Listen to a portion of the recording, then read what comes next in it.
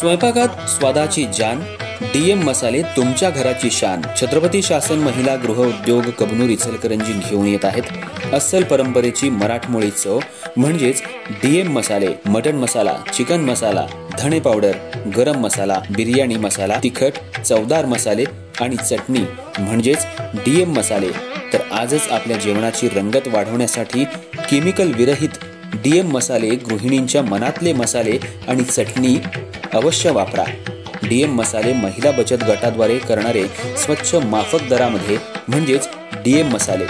संपर्क दिव्याताई मगदूम, मोबाईल 91 30 80 22 55.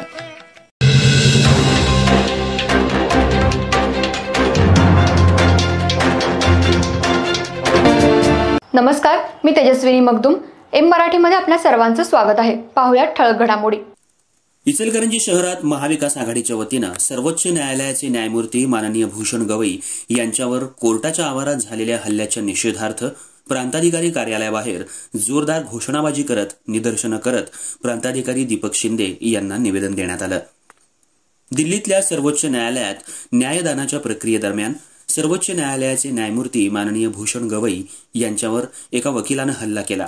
त्यामुळे न्यायदानाच्या प्रक्रियेवेळी अशा प्रकारची घटना घडणं हे लोकशाहीच्या स्तंभावरच आघात झाला असून न्यायव्यवस्थेवरील हल्ले लोकशाहीला धोका असल्याचं सांगत दोषींवर तात्काळ कठोर कारवाई करण्याची मागणी करत काँग्रेस कमिटी कार्यालयापासून प्रांताधिकारी कार्यालयापर्यंत मोठा मोर्चा काढण्यात आला.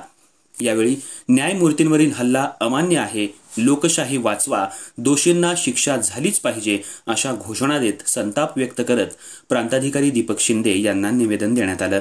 दरम्यान यावेळी महाविकास आघाडीचे राहुल खंजिरे यांनी न्यायमूर्ती माननीय भूषण गवई यांच्यावर झालेला हल्ला हा केवळ व्यक्तीवर नसून संपूर्ण न्याय व्यवस्थेवर आहे अशा शब्दात आपला रोष व्यक्त केला. तसंच न्याय संस्थेवरील विश्वास अबाधित ठेवण्याचा आणि हल्लेखोरांना कठोर शिक्षा व्हावी अशी मागणी यावेळी करण्यात आली.